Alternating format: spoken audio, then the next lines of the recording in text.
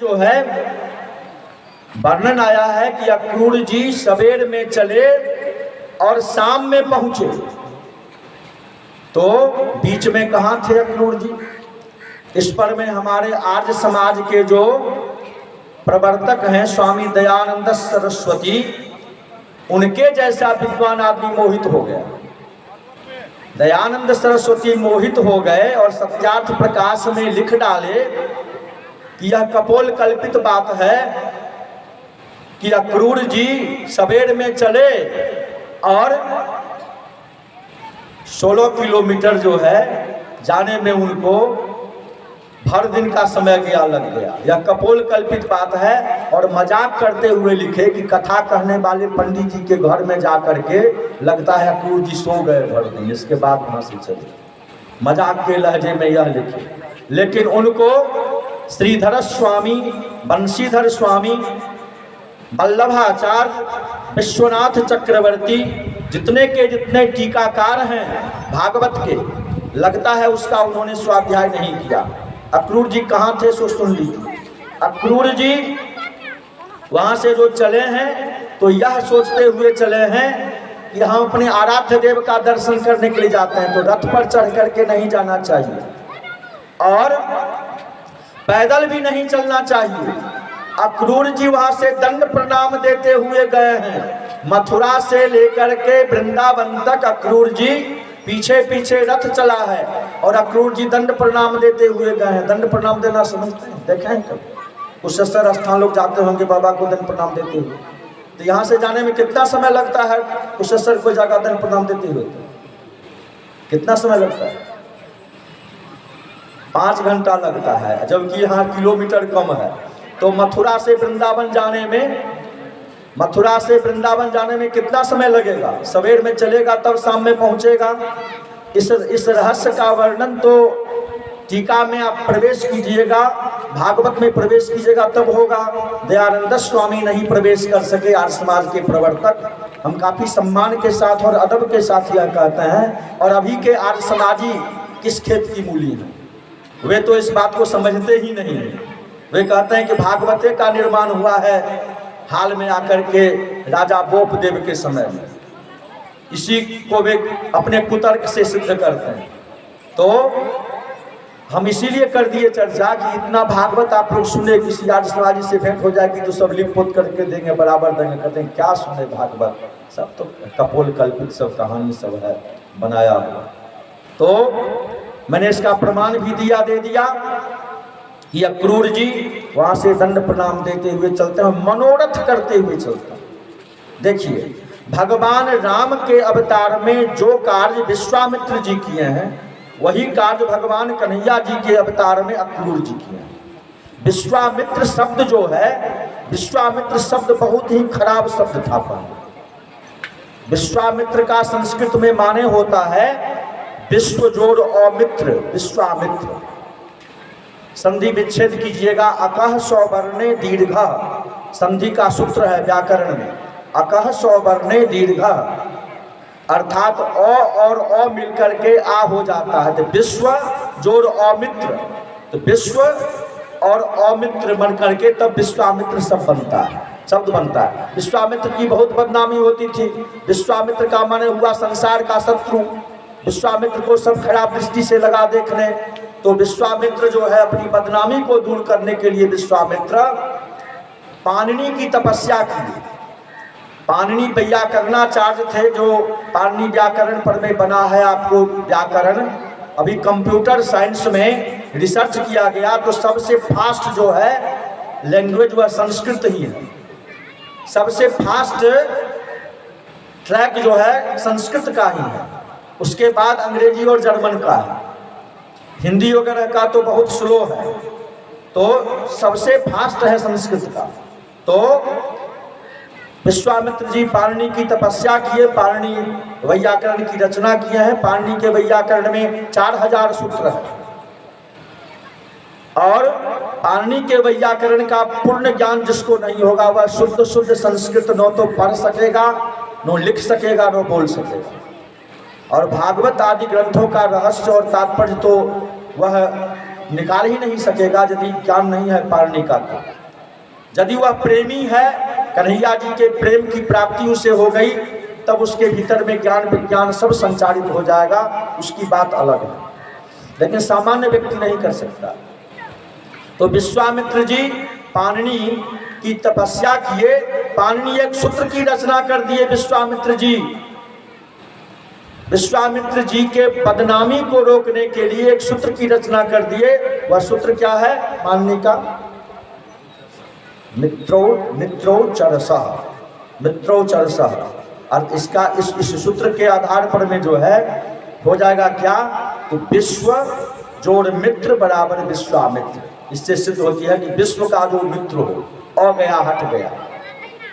तो अब विश्वामित्र बहुत माननीय हो गए। ठीक उसी तरह से अक्रूर जी जो हैं, इसमें क्रूर जो है क्रूरता शब्द का सूचक है। गोपियां आगे कहेगी, जिसको आप लोग सुनिएगा, कहे कि समय बहुत कम है। तो अक्रूर जी वहां से चले हैं और मनोरथ करते हुए जा रहे हैं अक्रूर जी, कि कभी दर्शन नहीं किए हैं अक्रूर जी भगवान कन्हैया जी का, केवल भागवत ग्रंथों में पढ़े हैं जो कन्हैया जी ऐसे हैं, लेकिन दर्शन नहीं किए हैं। कहिएगा जो कन्हैया जी का अभी आविर्भाव हुआ है, 10 साल के हैं, तो भागवत में वर्णन कैसे हो गया? तो भागवत जो है शाश्वत चीज है, जो सृष्टि के प्रारंभ में ब्रह्मा जी को आदि नारायण सुनाए। वह भागवत तो शाश्वत है, सृष्टि के प्रारंभ से है। उसमें तो बीज रूप में इसकी चर्चा है, इसका विस्तार हुआ है वेद व्यास के द्वारा। तो भागवत में जो पढ़े थे और सुने थे, उसी चीज को जो है उसी रूप का ध्यान करते हैं और आगे बढ़ते हैं और सोचते हैं कि मैं जाऊंगा, कन्हैया आएगा और मेरी छाती से लिपट जाएगा और मुझे चाचा कह करके पुकारेगा, मैं कन्हैया को गोद में बैठा लूंगा और निहाल हो जाऊंगा। यह सब सोचते हुए अक्रूर जी आए, नंद महल में पहुंच गए। नंद महल के प्रांगण में रथ को लगा दिए और कन्हैया जी उस समय गोचारण करके लौट रहे थे। कन्हैया जी देखे तो प्रांगण में रथ लगा हुआ है, तो कन्हैया जी अक्रूर जी को समझ गए और कन्हैया जी सभी ग्वाल बाल को छोड़ करके छरदक मारे माने बहुत तेजी से दौड़े और पहुंच गए महल में, और अक्रूर जी के निकट पहुंच करके उनकी गोद में बैठ गए और उनकी गोद में बैठ करके हाथ को ऐसे किए और उनके कान में मुंह सटा करके कहे कि चाचा जी, नंद बाबा को नहीं कहिएगा कि कंस मुझे मार देगा, नहीं तो नहीं जाने देंगे। यह जो है कन्हैया जी अक्रूर जी के कान में कहे। अक्रूर जी निहाल हो गए, कन्हैया जी का स्पर्श हुआ, कन्हैया जी उनकी गोद में बैठे यह कहे। अक्रूर जी अपने भाग्य की सराहना लगे करने। अब कन्हैया जी वहां से कहां चले गए, कोई उनको नहीं देखा। कन्हैया जी गायब हो गए वहां से। इस बीच में पूरे ब्रजमंडल में आग की तरह यह बात फैल गई कि नंद महल में बहुत बड़ा मथुरा से रथ आया है, जो सोना का रथ है, और उस पर में कनुआ चढ़ करके मथुरा चला जाएगा। अब पूरे ब्रजमंडल के लोग जो हैं सो बारी बारी से आते हैं जसोदा मैया से पूछने के लिए कि जसोदा, कनुआ मथुरा जाएगा क्या? जसोदा मैया कहती है कि पगली हो गई हो क्या, बाबली हो गई हो, कनुआ मुझे छोड़ करके कहीं जाने वाला नहीं है, कहीं नहीं जाएगा। तो वह गोपी चली गई। फिर दूसरी गोपी आई कि मैया, कनुआ कल मथुरा जाएगा क्या? लगता है तुम भी बाबली हो गई। कनुआ क्यों जाएगा मथुरा? क्या कमी है यहाँ? यहाँ दूध नहीं है कि दही नहीं है कि मक्खन नहीं है कि यहाँ जमुना नहीं है कि यहाँ गैया नहीं है कि यहाँ उपवन नहीं है कि यहाँ गोवर्धन नहीं है। क्यों कनुआ जाएगा मथुरा? क्या करने जाएगा मथुरा? यहाँ क्या नहीं है? देखिए इसका वर्णन श्रीधर स्वामी जो किए हैं, सांगोपांग वर्णन तो संभव नहीं है। मैं झलक दे करके आगे बढ़ता हूँ। अब आगे बढ़ने के बाद कन्हैया जी कहाँ चले गए सो हम बतलाएंगे बाद में।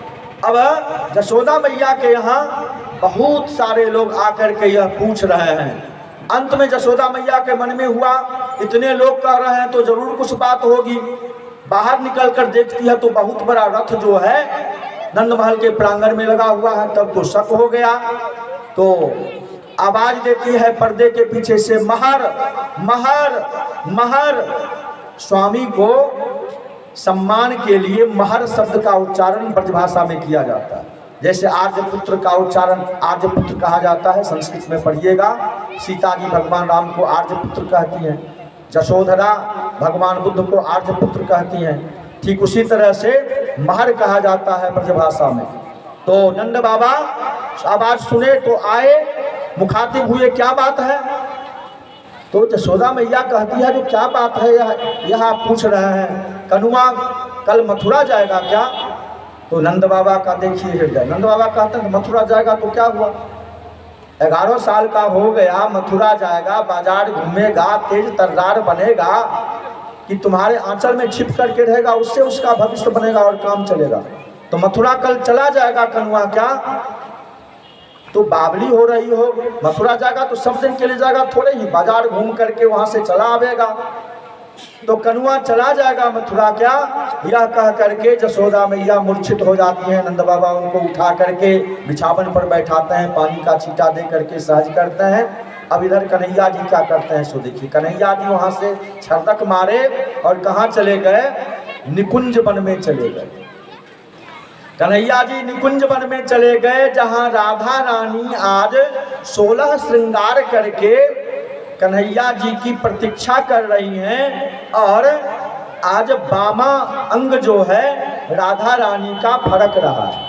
उसी दिन से ज्योतिष में अपशकुन हो गया कि बामा अंग फरकना किसी महिला के लिए, किसी नारी के लिए अशुभ का सूचक होता है। बामा आंख फरके, बामा बाह फरके, यह सब जो है अशुभ का सूचक उसी दिन से होता है।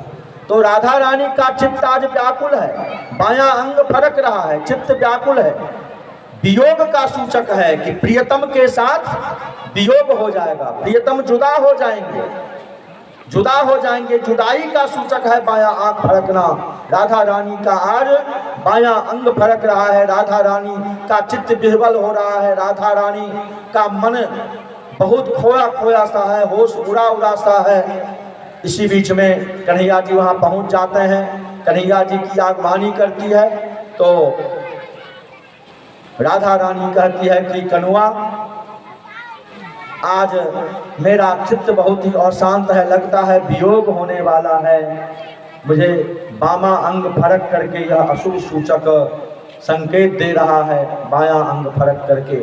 कन्हैया जी मुस्कुरा करके राधा रानी के कोमल कपोल पर में अपना हाथ फेरते हैं और कहते हैं, राधिका बावली हो गई हो क्या? मैं तुम्हें छोड़ करके एक क्षण जो होता है उसका लाखवां भाग जो होगा, उतनी देर भी मैं तुमको छोड़ करके नहीं रह सकता हूं। तुम वियोग कैसे होगा? देखिए कन्हैया जी कितने चतुर चूड़ामणि हैं। सो राधा के साथ कन्हैया जी का 100 वर्ष के बाद होगी भेंट। यह सब बात रखिएगा नोट करके, 100 वर्ष के बाद होगी भेंट। तब तक राधा जी की उम्र कितनी हो गई होगी, कन्हैया जी कितने बड़े हो गए होंगे, आप अंदाजा कर लीजिए। अब राधा रानी यह कहती है तो कन्हैया जी यह सब कह करके सांत्वना देते हैं। और राधा रानी कहती है कि कनुआ आज मेरा मन बहुत बहुत व्याकुल और चंचल हो रहा है। तो कन्हैया जी कहते हैं कि एक काम करो, मैं यहाँ पर मैं बैठता हूँ और तुम जो है मेरी गोद में सो जाओ, मेरी गोद में सिर रख करके तुम सो जाओ और आराम करो, जिससे तुम्हें राहत का अनुभव हो। तो कन्हैया जी राधा रानी के केस को सहलाने लगे और राधा रानी उनकी गोद में सो गई। अब आगे जो होता है वह देखिए। अब आगे क्या होता है कि राधा रानी निश्चिंत होकर के सोई हुई हैं और कन्हैया जी क्या काम करते हैं, बहुत इलम से, माने बहुत आराम से राधा रानी के सिर को अपनी गोद से नीचे उतार करके सुला देते हैं और कन्हैया जी वहां से मुंह फेर करके चल देते हैं और एक बार ताकते भी नहीं है घुर करके, माने जा रहे हैं तो एक बार घुर करके ताकते भी नहीं है और वहां से चल दिए कन्हैया जी। इसीलिए कन्हैया जी से बड़ा निर्मोही इस दुनिया में कोई नहीं है।